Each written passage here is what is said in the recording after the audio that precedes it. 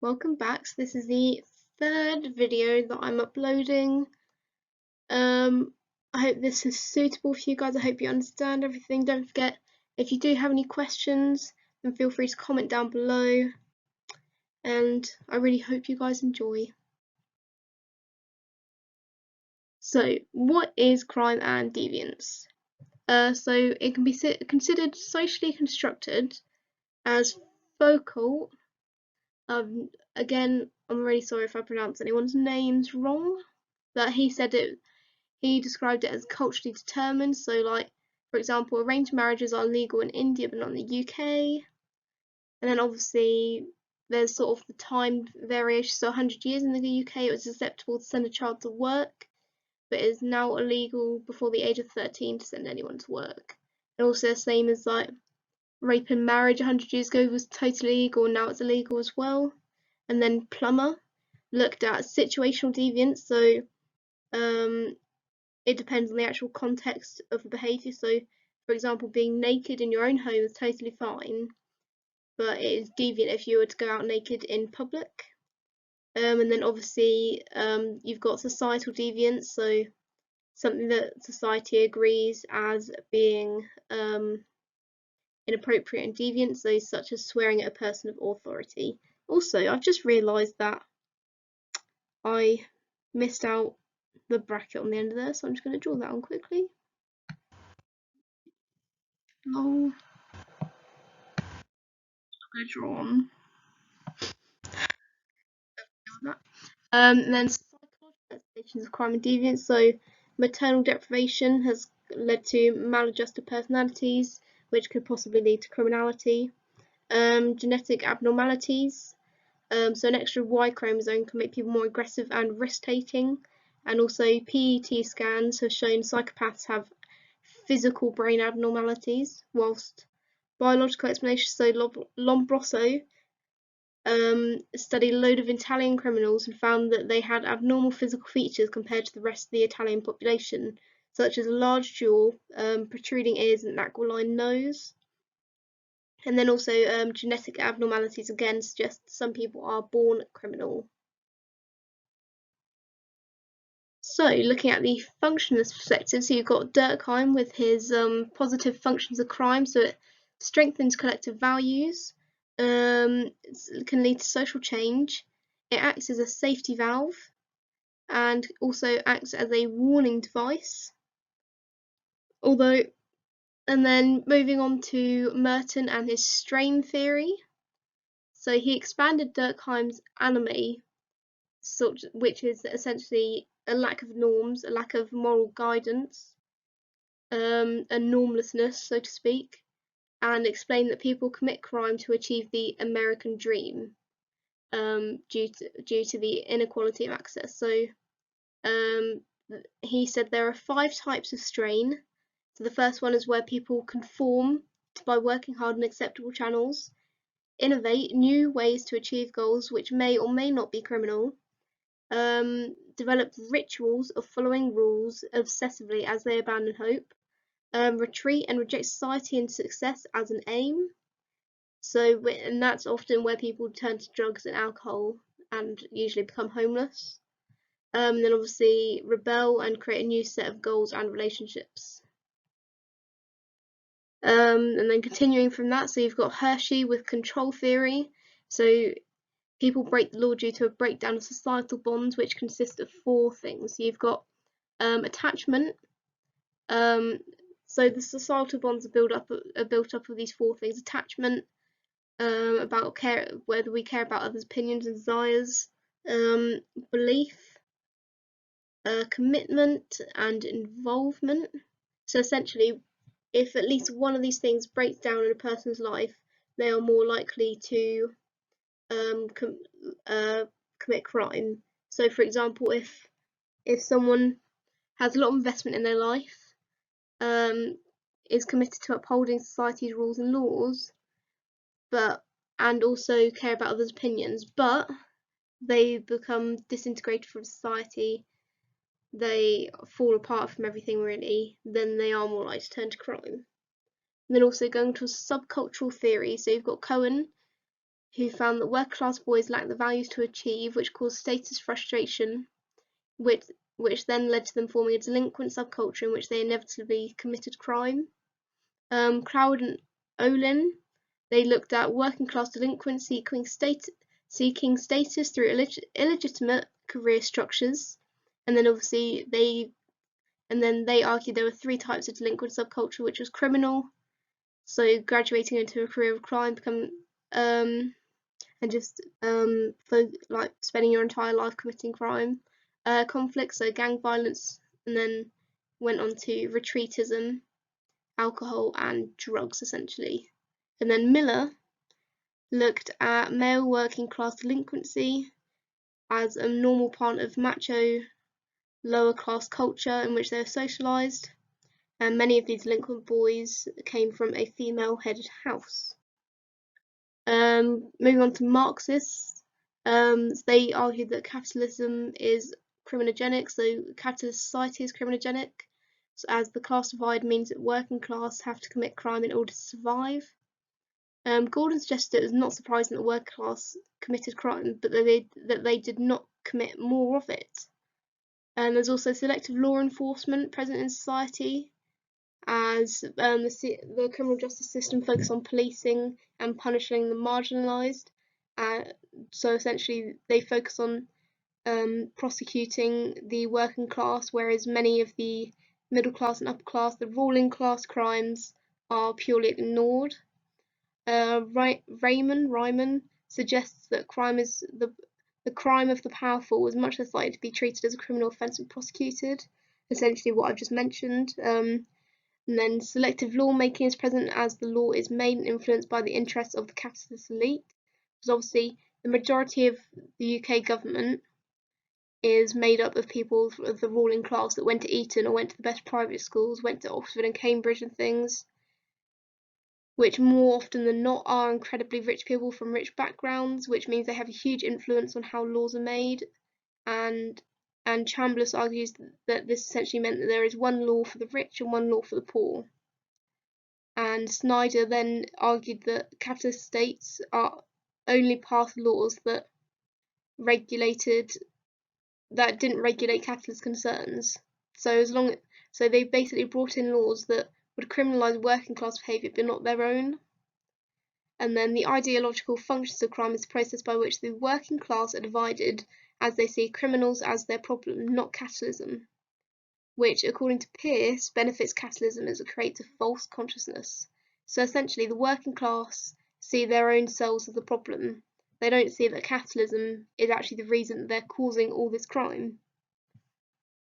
Neo-Marxists. So Taylor et al. Came up with a fully social theory of crime and applying it to Hall's Policing the Crisis. So the wider social origins of the Deviant Act, which during the 1970s was a time of social crisis, and then the immediate origins of the Deviant Acts, which included inner city riots, conflict in Northern Ireland, strikes, and the government needed a scapegoat. And the actual act and what it means to the deviant. So police suggested mugging is more likely to be done by African Caribbean men. The immediate origins of societal reaction, so the immediate outrage at mugging and racism in the Met Police. The wider origins of societal reaction, so the need to find a scapegoat and ease with which African Caribbean men could be blamed, and obviously not because of the racism that was going on around in the country at the time in the 1970s. No one would argue against blaming it all on these African Caribbean individuals. And then obviously the outcomes of the societal reactions on the deviant's further actions. So a sense of injustice and loss of confidence in the criminal justice system among ethnic minorities. 3 ways neo-Marxists agree with Marxism. So they agree that the economy is the most important part of society and it is from this that crime is born. Capitalism is to blame for crime as it causes inequality in society. And obviously the majority of people commit utilitarian crime in the hope that it makes their situation far better. And if a crime was eradicated, society would eventually move away from capitalism. And then 4 ways crime is considered voluntary, so people actually have choice over it. So obviously there is free will. A lot of crime is politically motivated. People have a conscious choice and create meaningful actions from their crime. And obviously people are not passive puppets. It is their choice whether they commit crime. They are not connected to a few strings. Looking at labelling theories on crime, so labelling processes. So Lemurz, he noted primary deviance, which is an act that is not labelled as such by society, so acts that no one are really aware that are taking place. Whereas secondary deviance is deviance that follows after a person has been publicly labelled as deviant. So once they are given that label, it usually means they go on to commit more crime, even if they only committed like a first time non-violent crime. They will still be labelled as deviant, and then it can cause them to commit more crime in the future. Cicero believes that belief stereotypes determine labels of criminal and deviant, which are more likely to be applied to those of the working class than the middle class.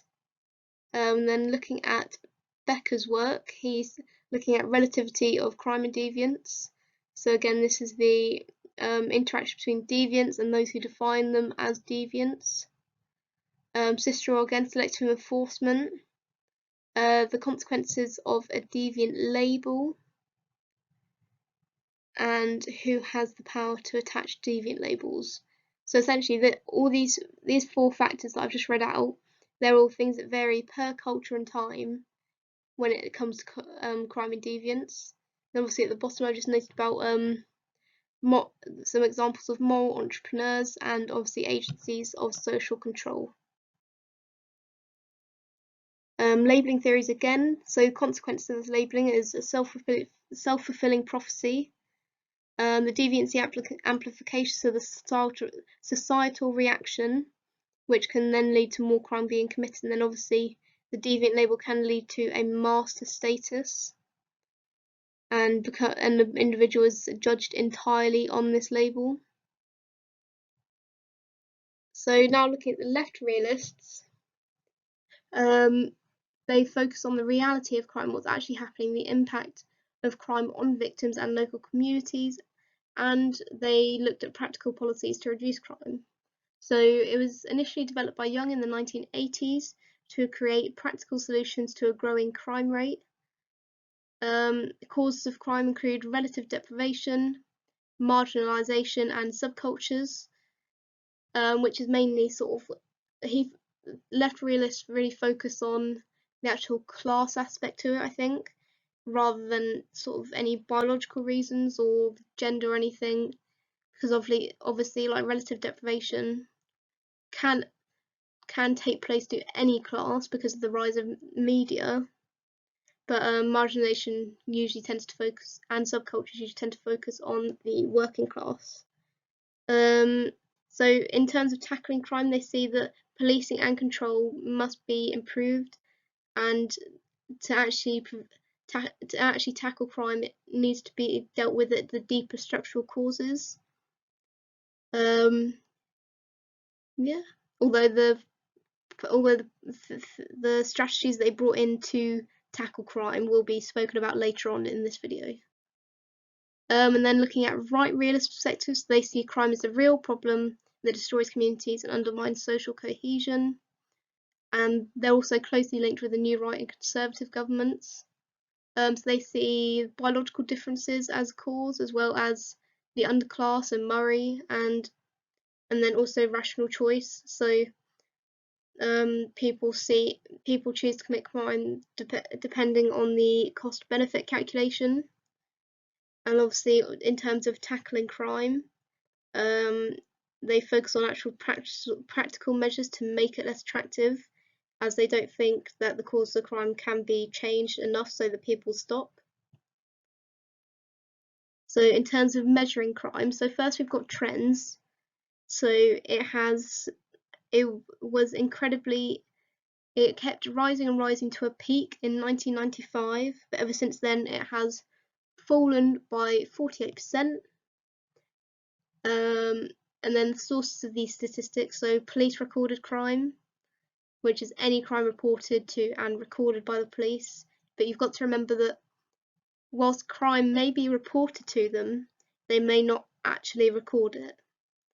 Also, victim surveys, so people aged over 16 are randomly selected every 12 months to state about any crimes they are victims to in the last 12 months, so it's an annual survey. Court records, so just a record of proceedings in court.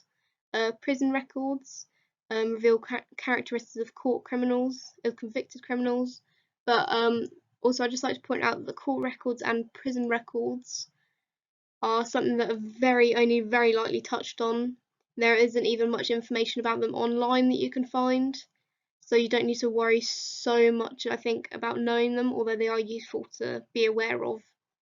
And then obviously you've got the self-report survey where people anonymously report any crimes they've committed in the last 12 months. And again, at the bottom, I've just noted that do not forget about the fact that there is a hidden figure of crime. That is one of the most important things that can be used to criticise these actual crime statistics. So perspectives on crime statistics. So the functionalist, new right, and right realists accept crime statistics uncritically. They love them. They're one of their favourite things in the whole world. Interactionism and labelling theory. So crime statistics are largely useless and a distortion of reality. And labelling theorists are more interested in why certain acts are viewed as deviant and others aren't. Marxism and Neo-Marxism recognise the systematic bias in favour of the powerful in the application of the law and stress the significant dark side of white-collar and corporate crime. Feminists argue that the statistics underplay the extent of female victims, as many are reluctant to report domestic or sexual offences.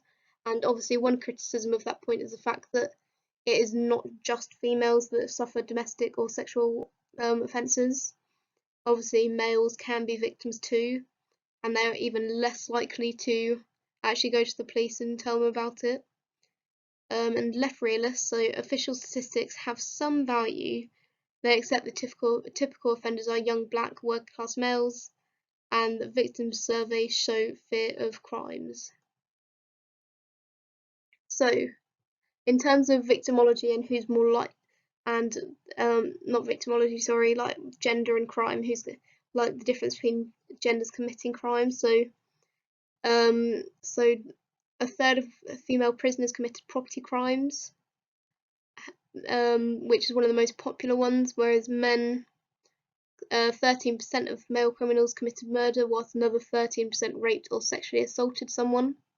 Pollark argues that gender statistics are incorrect, as women are more deceitful when committing crime, and obviously you cannot forget that the chivalry thesis impacts whether they are properly prosecuted or not. Reasons why women may necessarily commit less crime than men is the less detectable offences, so like shoplifting, and obviously the chivalry thesis, sex role theory. So the socialization expects them, encourages women to have feminine characteristics, so won't be interested in committing crime. Control theory, Carlin states that there is a class deal and a gender deal, and if these deals are not met, which is very rarely, then women will turn to crime. Women have less opportunities and are controlled more in the public home and workplace. And then obviously the bedroom culture means that girls are socialised not to engage in crime and deviance. And then continuing from that, reasons for increased female crime. So liberation thesis, Adler. So increased feminism has led to less patriarchal control. So obviously, women have more opportunities to actually commit this crime. And then Chesney Lind argued that women did male crime because of a link to prostitution. And then feminization of poverty. Women are now more likely to be poor due to increased divorce, and men only wanting children in contemporary society pass on their genes rather than care for them. So women are more likely to have to turn to crime in order to actually survive and feed their children. And then male crime rates may be due to masculinity theory by Connell. So they turn to crime if they lack a hegemonic masculinity. And then obviously labeling theory, males are more likely to be negatively labelled. And then again, men have more opportunities to commit crime. So really, opportunity is a key point. Opportunity is really important when actually looking at why men commit more crime than women, because obviously women have less opportunities because they are having to actually stay at home and look after the children, which is mainly the part of their instrumental role. Ethnicity in crime. So prison statistics show that 15% of males in prison are African Caribbean, whilst this is 21% for females. Minorities are twice as likely to be stopped and searched and more likely to be charged than cautioned, and also more likely to receive a custodial sentence, and it will often be much harsher. So Morris argued that BAME groups, this is essentially Black, Asian and other minority ethnic groups in the UK, have a disproportionate amount of young people, which creates an illusion in statistics that minorities are committing more crime, but it's actually just generally the fact that young people in general commit more crime. So so you have to look into the actual details of the statistics. You cannot just take them at face value. And then reasons for this criminality is police targeting. So obviously they're over-policed and underprotected, and obviously there is the stereotyping has led to a myth of black criminality. Locality theory. So there are certain areas have higher densities of minorities, which explains the higher stop and searches. Institutional racism. Social and cultural theory. So the media exaggeration of crime creates a moral panic. Marginalisation and relative deprivation have led to high unemployment and racism, so people join subcultures and gangs and things. And then political protests, so crime is a protest against a racist capitalist society, for example the 2011 riots in London. And then there is such a thing as triple quandary, as mentioned by Sewell. So there are 3 risk factors for crime among black boys: lack of a father figure, negative experience of white culture, and media makes boys think they can gain status with designer clothes or a hyper-masculine identity. Social class and crime. So trends in social class crime is that the majority of those in prison come from semi-skilled or unskilled manual backgrounds, and it's usually in the form of abuse and theft.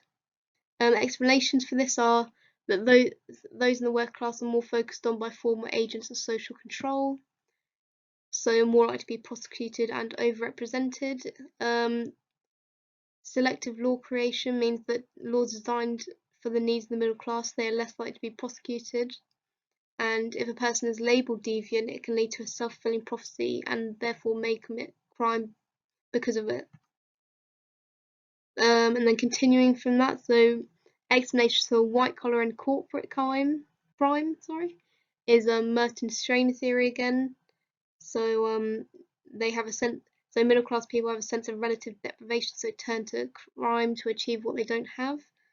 Control theory, so individuals carry out corporate crime as they're driven by socialization into self-seeking, aggressive cultures that encourage this ruthless business practices. Criminogenic capitalism, labeling theory, so people they're able to escape the label of criminal as it is too similar to normal business practices. Rational choice / opportunity, so they just generally have more opportunities to commit crime because obviously the middle class earn more money per hour, so they have more spare time compared to the working class, therefore have more opportunity to commit this crime. And then obviously Edgework masculinity by Katz says crime could be seductive and the risk taking could be a greater motivation than material crime. looking at media and crime. So news values is essentially the explanation of what stuff actually goes into the news and what doesn't. So if a news story ticks off any of these boxes, and there are more, but there's just a few of them, then that's what we'll get in the papers, which is why there's a misrepresentation of how actually things happen. So obviously you've got proximity, so whether it's actually local to people, predictability, was it actually expected of a person, of a group of people, risk, whether it's a celebrity that did it, any crime involving children or sex or violence, and if there's actually videos or images to show the crime taking place. So fictionally, the media presents crime and criminals as being stupid males, whereas victims are female and an ethnic majority, and assume that police are intelligent and always get the bad guy, whereas in reality, crime is part of the underclass, and the criminals are usually young ethnic minorities. Victims are selectively reported, and obviously police are corrupt and racist, as which can be seen by the recent surge in American shooting by police. Then perspectives on media influence of crime. So functionalism reflects what is actually happening in society. Marxism see it as an ideological state apparatus. Feminism see the media as causing the violence against women. Interpretists focus on the social construction of the media, and postmodernism informs our view, argue that it informs our view of crime. And the media's distortion of crime. So you've got Greer, who says that there is just an exaggeration of the extent of violent crime by over representing its presence. Schlesinger and Tumber. So you've got so they found that tabloid readers and TV watchers had a greater fear of going out at night and of being a victim, whilst Surratt argued there is a backwards law within the media. So essentially, they create an image of crime that is the reverse of what reality is actually like, which is fairly similar to Greer's point. And then media as a cause of crime. So you've got the hypodermic syringe model. So the media injects media texts into the veins of audience who are passive and unable to resist these messages. So imitation, looking at Bandura's study using the Bobo doll, he got children to watch a video of someone being mean to the Bobo doll, and got another group of children to watch a video of an adult being nice to the Bobo doll, and then they were placed in a room with a load of toys and the Bobo doll, and he found that the children that watched him being violent to the Bobo doll were also violent to the Bobo doll, which suggests that if children grow up with a deviant role model, a violent parent, for example, it can lead to copycat behaviour. A school of crime. So obviously the media tends to put in a lot of information about how crimes are actually committed, which then allows people to think of new techniques. So there's also violent imagery taking place in media, so which can attract people to the risk of punishment. And for example, some people go on roller coasters to achieve a high from increased adrenaline, whilst others commit crimes to get the exact same feeling. And then repeatedly viewing crimes such as the consistent reporting of terrorist attacks makes it appear very normal, so everyone in society is desensitized to it. So then obviously if they're desensitized to it, they won't see the effects that crime is having.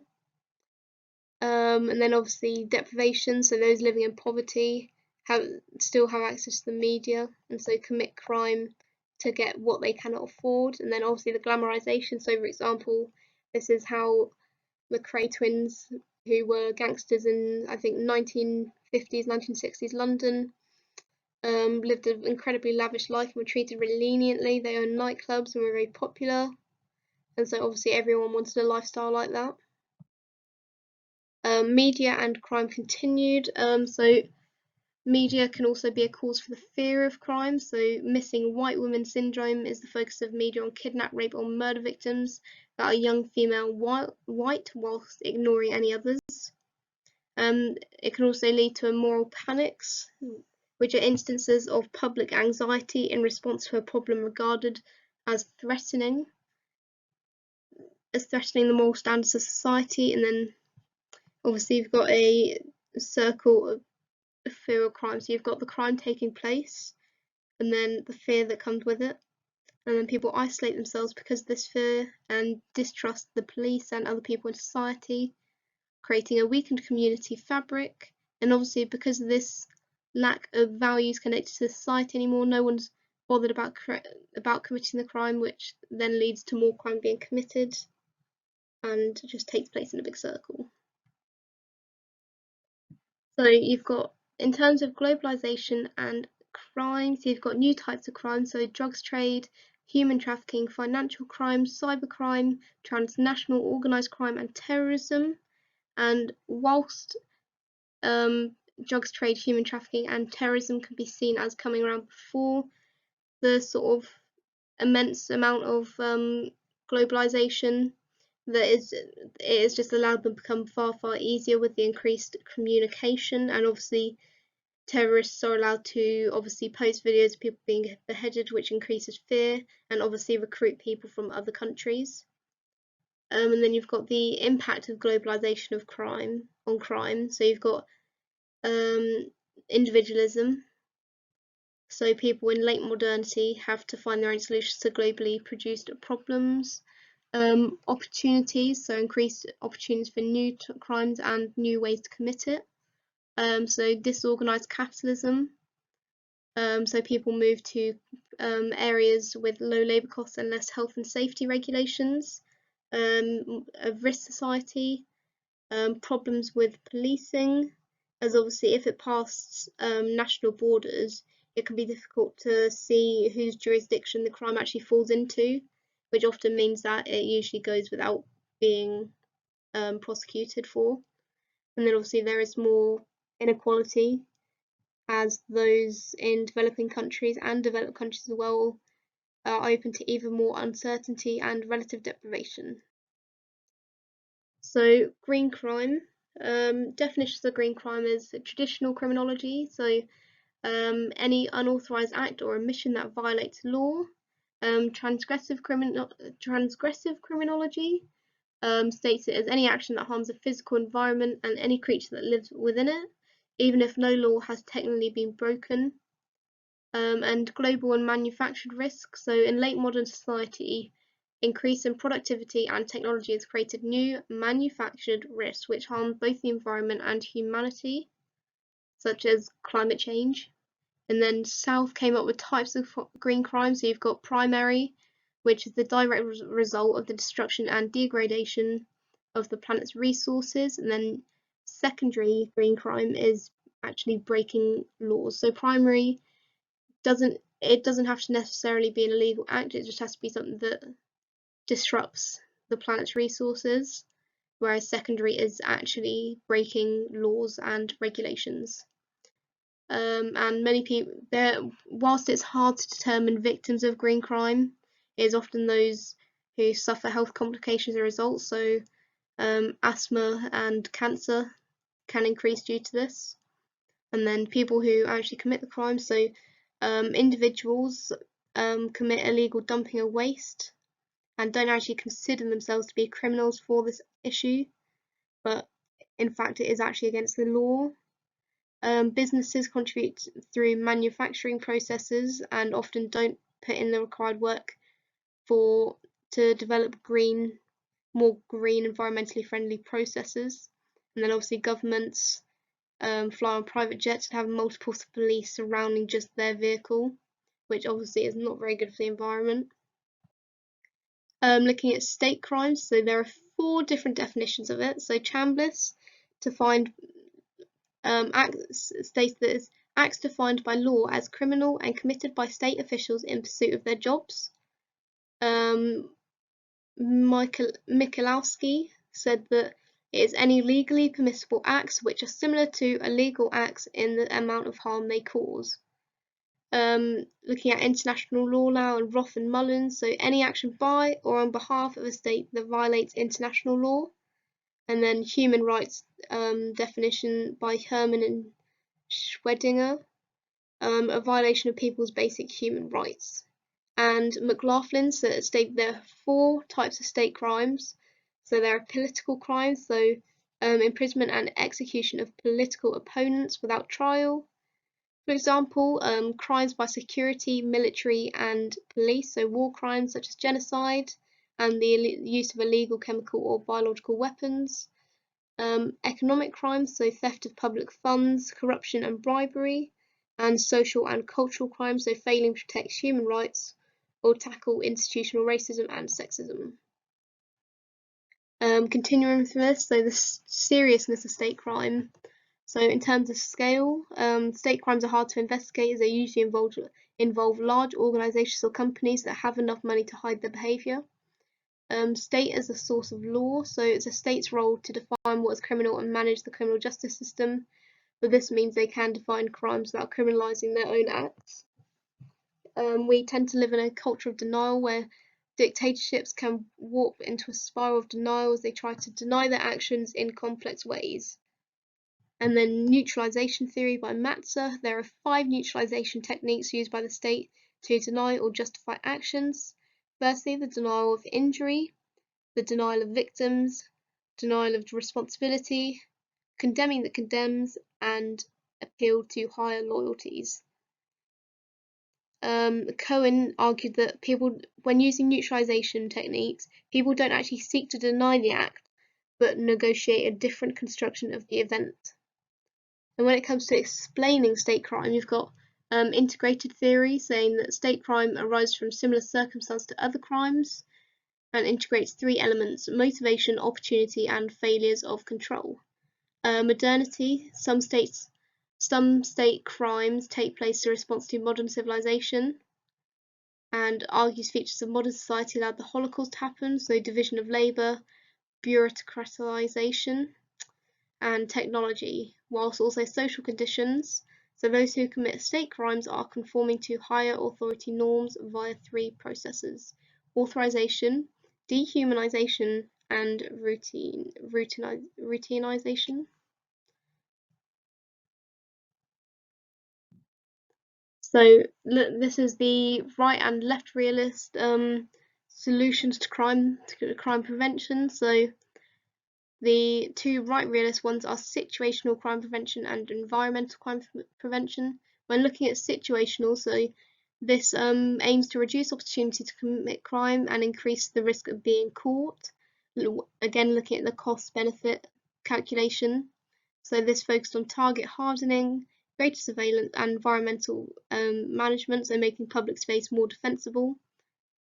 And then onto environmental crime prevention. So Wilson and Kelling stated that crime is caused by antisocial behaviour, and if it's not punished, criminals assume the community doesn't care, which just further encourages behaviour. So any sign of environmental decline is tackled immediately. So for example, if a window is broken, it will be immediately fixed. Public housing should not exceed 3 floors, and residents are responsible for communal space. Police need to act more with zero tolerance, and curfews are given to certain age groups.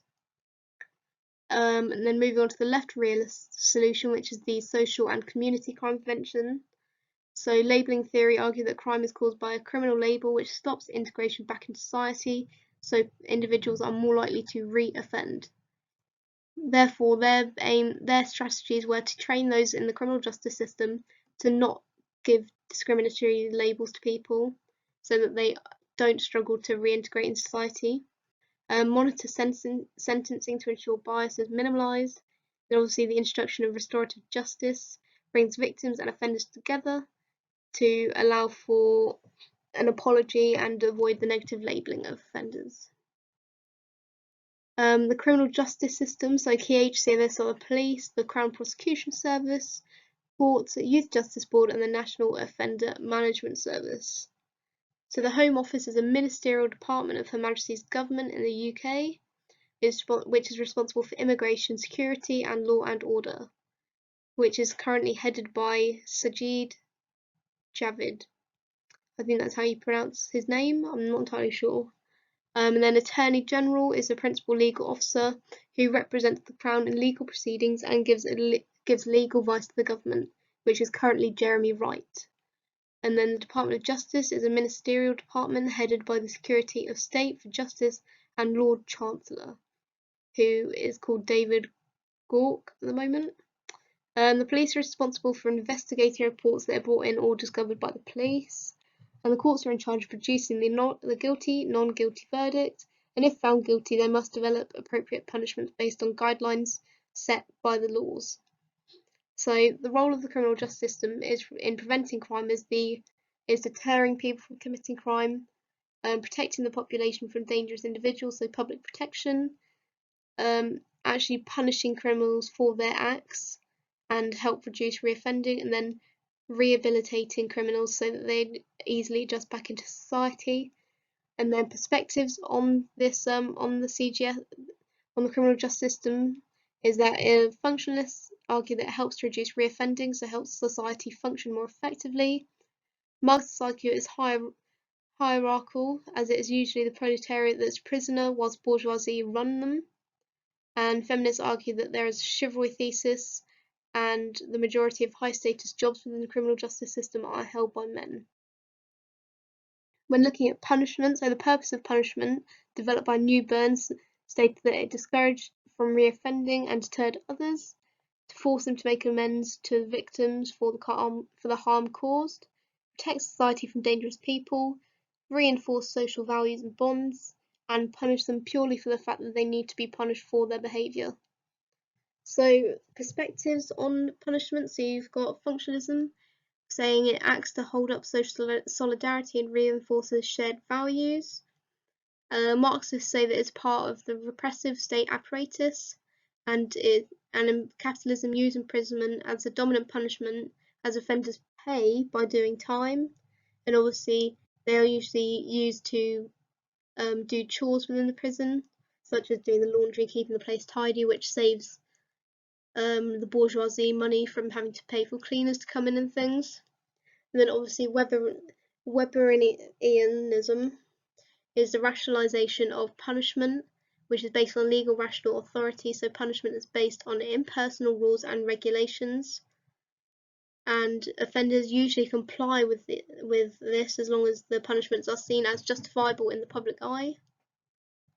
The purpose of prison is to rehabilitate and reform criminals so they readjust to society and don't reoffend. But are they an effective punishment? In terms of the yes argument, obviously a third of people do not reoffend, and it also helps teach people new skills and qualifications to improve their life after prison. However, Matthews argues that prisons are a university of crime, and then Solomon went on to state that many people in prison require drug or alcohol addiction or mental health counselling. And then looking at changing forms of punishment, so Foucault stated how it's went from a sovereign power, so public forms of punishment such as execution has now gone to a disciplinary power, so increased use of prisons and surveillance to actually just control prisoners rather than giving them physical pain. And then Garland stated it's gone from penal welfarism, so the criminal justice system aimed to catch, punish and rehabilitate offenders so they can integrate back into society, but this has gone to a punitive state and culture of control where life is more uncertain and fear of crime is greater, so offenders are instead just controlled more. And then Roosh and Kurtheimer, who are Marxists, stated that punishments are part of a system of social control and class domination. It has changed from public events of physical cruelty to ensuring criminals do hard labour as a form, because they can be used as a form of cheap labour. And obviously the punishment varies on the economic climate at the time. Surveillance and social control. So looking at surveillance societies by Foucault. So you've got so we live in a surveillance society in the age of panopticism, which watches criminals as well to prevent future crime. And then he also looked at disciplinary societies where disciplinary power is more effective than brute force. People are more likely to conform if they feel like they're being watched. Henderson et al., a radical feminist, stated that new mums are at the biggest risk of self-surveillance in society as they feel judged by their peers for certain ways they look after their child, such as feeding them, whether they feed them breast milk or formula milk, or whether they use disposable or reusable nappies. Borman and Lyon. So there is increased liquid surveillance in society, and powers can be used to erode civil liberties. However, they can prevent us from committing crime as we are convinced someone is watching us at all times. And then the Kilburn experiment, which was done by Newburn and Heyman, said that access was granted to them to go into the custody suite in the North London police station for 18 months. They argued that CCTV is evidence for police brutality, which can be used in turn to either intrude or protect their rights. And the police that they interviewed actually stated that they believed it was beneficial if an individual was actually accused of a crime. Is surveillance a good or bad form of social control? Beck argued it is good because it's an essential component of a risk society as it sifts through those who put the rest of society at risk. So essentially, Beck believed that it is a good form of social control because it means that people are protected, whereas labelling theorists say that it disproportionately focuses on those who are negatively labelled as a problem, whilst new left realists state that the money used for surveillance could have actually been used for something entirely more important, such as ways to tackle the causes of crime. And then looking at victimology, so victims are seen as consumers of the criminal justice system as they use it to seek justice. And the 2002 National Crime Recording Standard is used by police force in England and Wales to improve consistency and reliability of crime records.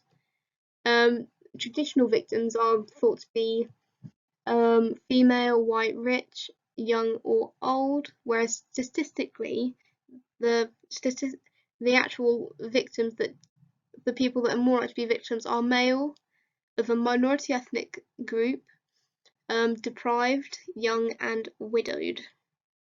So in terms of pattern of victimisation, so in terms of class, poorest groups are more likely to be victims because of the fact that they are less protected. Age, so those aged 16 to 24 are 9 times more likely to be victims than those aged 75 over.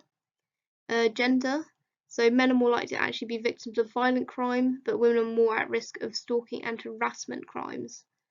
And then looking at ethnicity, minority groups are more at risk and often report feeling underprotected and over-controlled.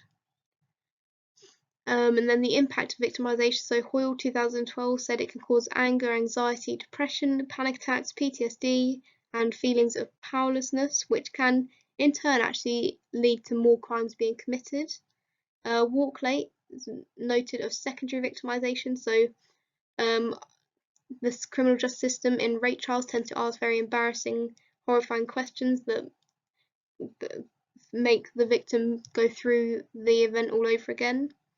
And also the fear of crime. So crime may create a fear of being a victim, although this fear is usually irrational. And then just continuing on is the explanations of victimization. So you've got the positive victimology, which looks at what actually makes some people more likely to be a victim. So they look at factors that produce the crime patterns, focus on victim proneness, and identify social and psychological characteristics of these victims to find a difference. And Wolfgang looked at 588 homicides and found that 26% of victims actually triggered the event, whilst critical victimology focused on 2 elements of structural reasons for crime and victims, so structural factors such as patriarchy and the poor, and then obviously the state's power to apply or deny the label of being a victim. Thank you so much for watching, guys. I hope you enjoyed, and I will be sure to upload the rest of the videos by the end of the week. Bye!